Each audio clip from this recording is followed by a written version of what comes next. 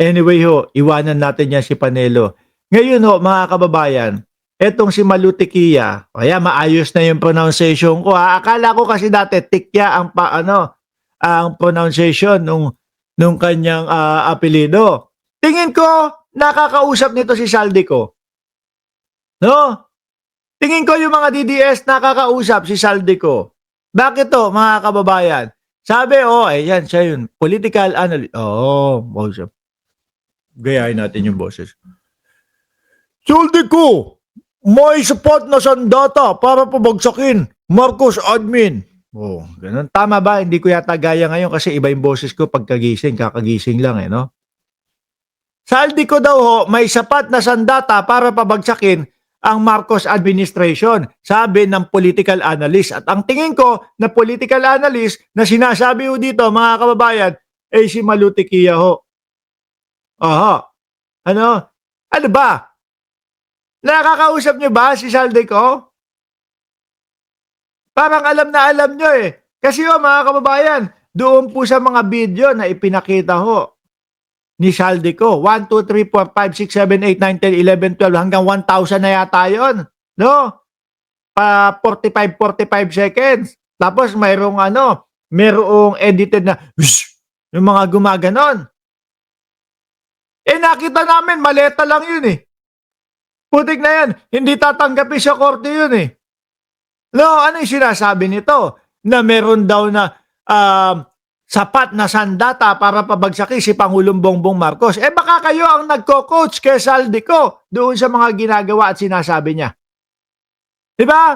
Parang mas alam na alam nyo. Naniniwala ang political analyst na si Malu Tequia na may sapat na sandata si dating ako Bicol Party List Representative Saldico para pabagsakin ang administrasyon ni Pangulong Ferdinand Marcos Jr.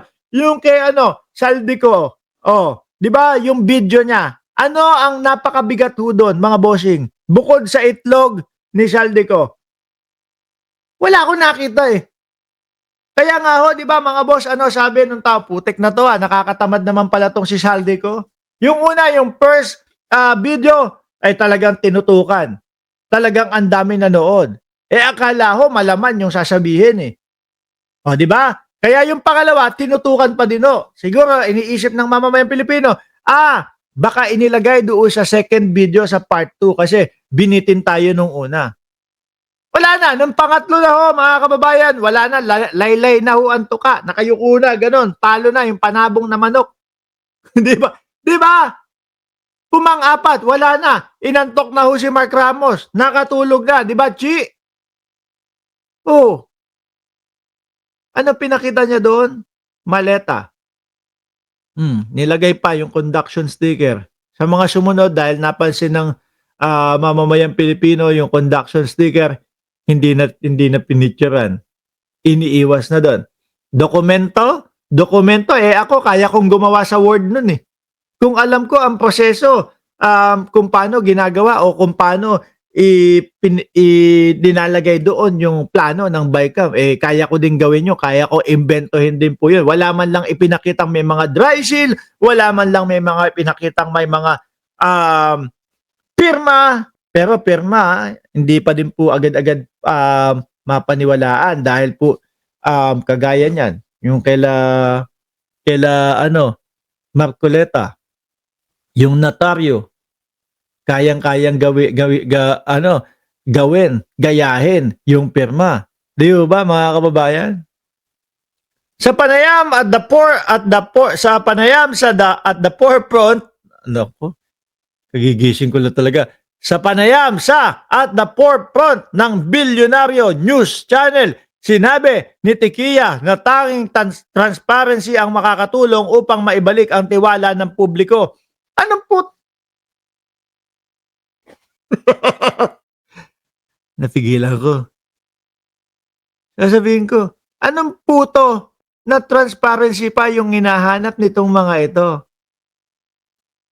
Ang gusto nilang gawin, mga bossing,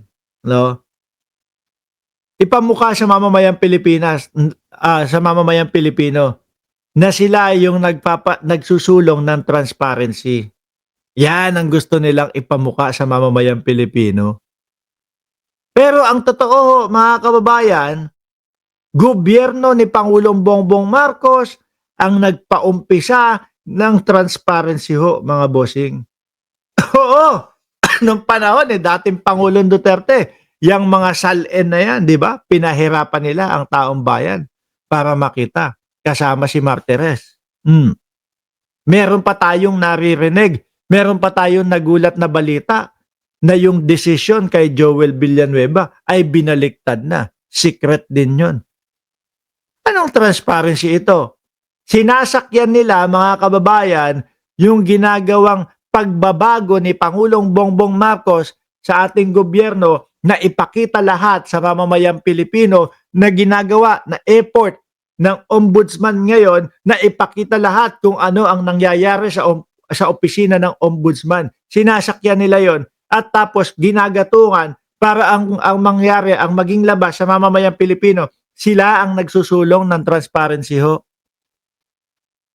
Ito, nagugulat na lang tayo, biglang sasabihin ni Boying Remulla, bubuksan na sa mamamayang Pilipino yung mga yung mga SALN ng mga politiko. Di ba? Ano yung sinasabi nitong transparency. Ayan na nga, ginagawa na ng Pangulo. Ngayon, hindi nila gusto pabalikin si congressman ko.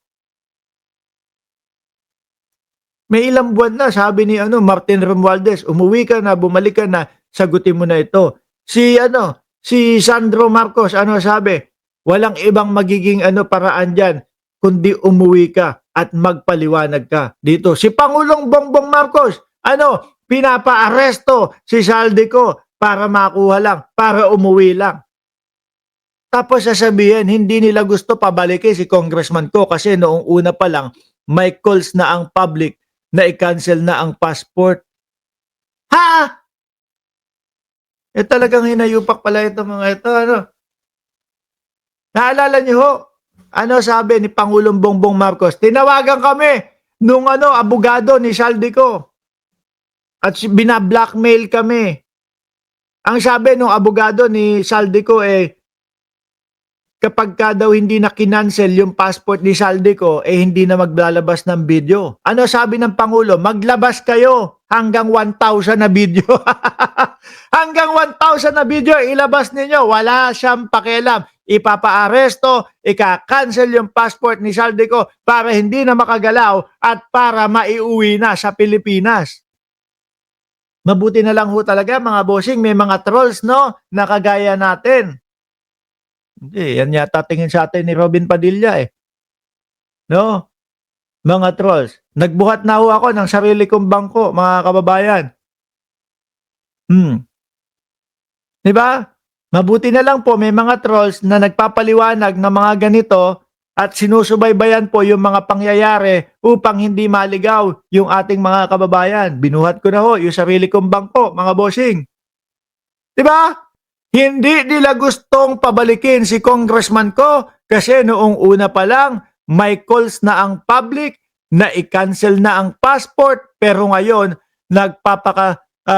totoo siya at naglalabas ng kung ano-ano doon nakakagulat. Ano kung ano-ano? Kung ano-ano naman talaga yung nilabas niyan. Walang katorya-torya, walang kakwenta-kwenta. Di ba PSP in Spain? At tuwing release niya ng video, may bagong element sa syndicate na nangyayari ng pamahalaan. Doon nakakagulat kasi hindi mo alam kung saan ang bagsak. Pakiramdam ko nga, ang pansin ko nga doon sa mga video ni Saldico, si Saldico ang presidente. Lahat ho alam, mga bossing. Lahat ho alam. Sugar importation. Ako naniniwala ho ako. Itong mga DDS, ang nasa likod ni Saldico. Yung sugar importation, kung babalik ho tayo, 3 taon makalipas, issue yan kay Panort issue yan kay Rodriguez Hindi po ba? Ngayon, ipasa mo sa presidente yung sugar importation issue. Kay First Lady Liza Marcos, yung sugar importation issue. Akala nila, maniniwala ang mamamayang Pilipino. Meron pa nga Meron pang naging issue, di ba? Bago matanggal, masibak, maalis, o mag-resign o bahala na kung ano talaga ang totoo diyan kay Vic Rodriguez. Meron pang issue 100 million for sale. Yung upuan sa gabinete. Kung maalala nyo ho yun. May bagong element sa syndicate na nangyayari sa pamahalaan. Doon nakakagulat kasi hindi mo alam kung saan babagsak. Anong bumagsak dyan? Villaruel. Complete name yan. O, di ba? Ayon sa kanya, nag-backfire sa Pangulo ang kampanya nitong mahiya ng... Ano ba to? Alam ko meron napahiya kay Atty. Claire Castro. Doon sa live interview. Biglang napasabi na lang ng kumbaga never mind. Alam ko may napahiya doon. At pinapalabas ng mga DDS, bastos daw si Atty. Claire Castro. Alam natin yung mga style ho nitong mga ito, mga kababayan. Ang style nitong mga ito, yung tipo bang baba na kunyari medyo mahina ang boses. Yung banat niya kay Atty. Claire Castro, mga bossing, doon sa live interview, tanong natin kay Atty. Claire Castro kung alam niya kung nasa si Gutesa. Pero mo spokesperson lang yan ng Pangulo, spokesperson lang yan sa undersecretary ng PCO. Bakit naman siya ang makakaalam nun? Di ba?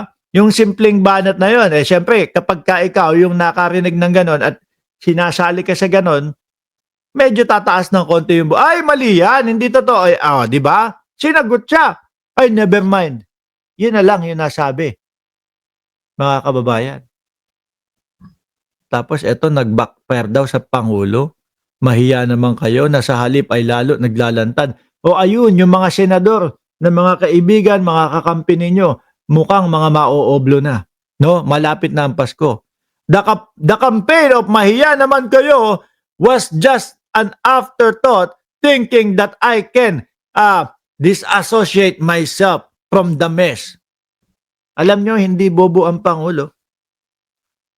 Hindi niya gagawin yung umpisaan ang investigasyon na ang alam niya maaari o posibleng mapunta sa kanya yung ending na siya yung makukulong ending. Hindi ho ganun ka bobo ang Pangulo, mga bossing. Biruin mo, ikaw investigahan natin. Kunyari, ikaw yung talagang mastermind ng mga flood control. Tapos, ang gagawin mo, magkukunwari-kunwari ka na investigahan yung mga flood control. No?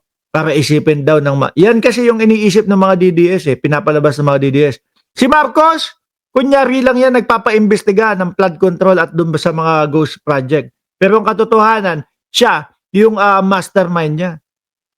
Alam mo, pag inimbestigahan, ang daming makikisawsaw, ang daming mga magtatanong na posible yung mga tanong nila ay hindi alam ng mga iimbestigahan na maaari na papunta sa iyo. Di ba?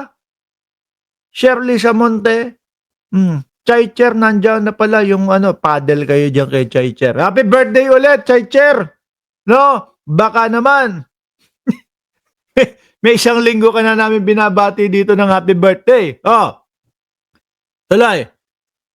There are no exit plans. I don't think the president even thought of its will blow in his face and it will blow on the family. Asan? Kayo-kayo lang. Si Saldi ko lang ang nag-uugnay sa Pangulo. Si Saldi ko lang. At wala pang invento lang ho, mga kababayan. Di ba? Isa lang naman ang dyan para paniwalaan ng mamamayang Pilipino talaga. Yung mga sinasabi ni Saldico, pumunta sa Pilipinas, umuwi ng Pilipinas, panumpaan, humarap. Hindi kami naniniwala na ang buhay ni Saldico ay mapapahama kapag umuwi ng Pilipinas. Hindi ho kami naniniwala. Bakit to? Dahil alam ng mga nasa gobyerno, alam ni Pangulong Bongbong Marcos, alam ni Ombudsman Remulla, alam ni John Vic Remulla na sa kanila ibibintang kapag si Saldico ay namatay ho. Hindi ho ganyang kabobo yung mga tao na yan.